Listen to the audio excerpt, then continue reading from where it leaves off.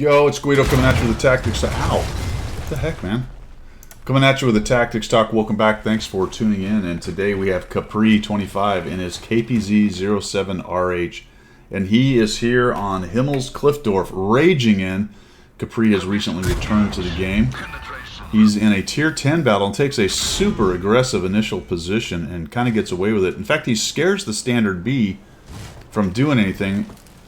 Very fortunate that Standard B didn't come in there and start mauling him, because I think he probably kills him or gets close to killing him before that big stack of guys shows up. So Kapri sent me this particular game and said, hey, give me some feedback on this. How could I do better kind of idea.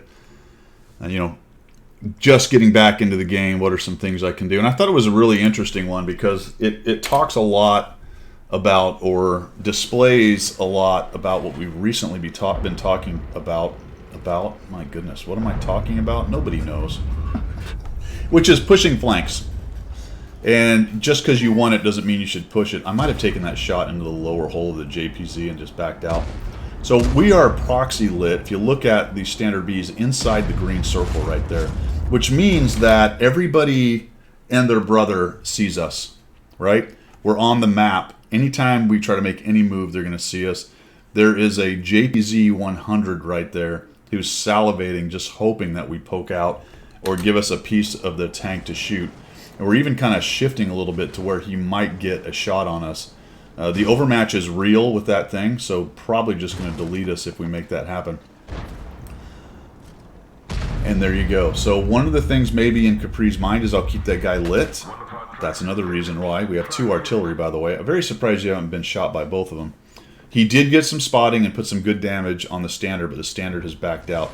All right, Kapri, for my money, I didn't hate the move into there. It can be very strong to grab this section of the map here. So you can go up the ramp and start shooting guys in the side. You have 1, 2, I don't know, it's a T92, whatever. Let's just count the guys who can do any damage. 1, 2, 3. Big TDs. In fact, choke on my cannon is moving forward. And we have 2 artillery. So yes, you have a lot of firepower here, but now we have to start considering, what do I see and how dangerous is it for me to poke? And for me, the big one here is, who gives a shit what the JPZ 100 is doing? He's sitting in a corner. Unless I expose myself to his shots, he's not doing anything. The guys that are doing something are all up here.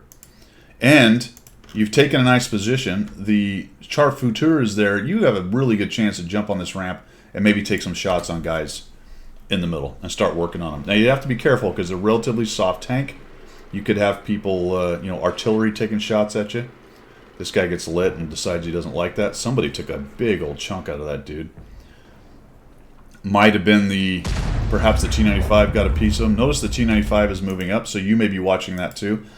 And I get it. People are like, all right, we got something going on this particular flank. Let's keep pressing this flank. But I have to ask, what is going on the rest of the map? The middle's not looking too great. There's a couple guys there, and all of a sudden we're losing. Badger comes in, and we actually go into the open. So, I mean, that's where you kind of lost me right there. Kapri, I absolutely just would not have done that. I'd be working this middle thing here. I know you're trying to get lights and spot and put pressure on them, and maybe you probably look at the rest of the map and go, well, we're losing everywhere else, so I have to make something happen here. But I think you probably could have got around over there and helped them clear out that middle a little bit better. So we're getting lights, we're pushing in. Let's go with what we got. Being very careful right here. And then we move out here and I'm thinking, oh my gosh. I mean, this is bad. Because we are just out in the open. And we get hit by that dude. He sees us. Put a shot on him. I don't know why he didn't keep shooting. There goes the charioteer. He's lit by everybody and their mother. He dies in a hail of fire. And then we go across. I'm just like, holy crap, this is nuts. This is absolutely crazy. The JPZ's dead. We do get this guy dead. And then we get hit by a Sturb. Alright, so let's stop right here. Sturb has hit us. Holy cow. T92 is blasting through here. We're losing pretty much everywhere else. And now we got this push into the cap. Now, how many times have you guys been in the middle of this map with the Conqueror and the STB, seeing what's going on? We've lost this other flank. And you watch 2 really good guns and spotters push into a cap and start playing with the campers. Like the T95 who just has to turn around, basically. Well, he does have to be careful. There's an STB and Conqueror. But the Sturv just hit us. And he is definitely up here on the sniper hill. You know what I'm saying? So I just... Pushing into the backfield right now is a very limited use. Now, you might sit here and go, all right, let's see if we can take out the Artie. Maybe the T92 will make this happen. But I'm pretty sure he gets gunned down, as I recall, pretty quickly by the Sturv. And now we're driving out into the open, so we put a shot on him. All right. There goes the T92. Actually got shotgunned, of all things. Shooting the 212 Alpha. We'll kill him off, as I remember. There we go. 53, 55. And now we're pushing. We're still pushing, right? As soon as we go up and over on this ramp, that 53, 55 will see us, and then we're just Sturv bait from there. And your team is actually making a bit of a comeback right now. So why not? There's definitely an argument for what was happening. Your guys were kind of making things happen on this flank. You got up and you got artillery out, at least one of them. I don't think continuing to push what's turning into a really bad situation is a great idea. I can make a kind of argument up to the point where you push up onto the cap to keep doing what you're doing, and there goes the 53, 55. And so now I have even less argument for doing this, which to me, if I'm honest, is kind of incomprehensible.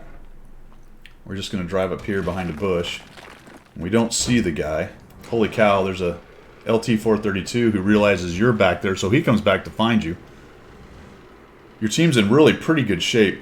Why not just fall back, not let that 103 have any more shots than he has to be? In fact, do we have shots? No, we don't have shots on him. Maybe even jump back into this corner in these bushes.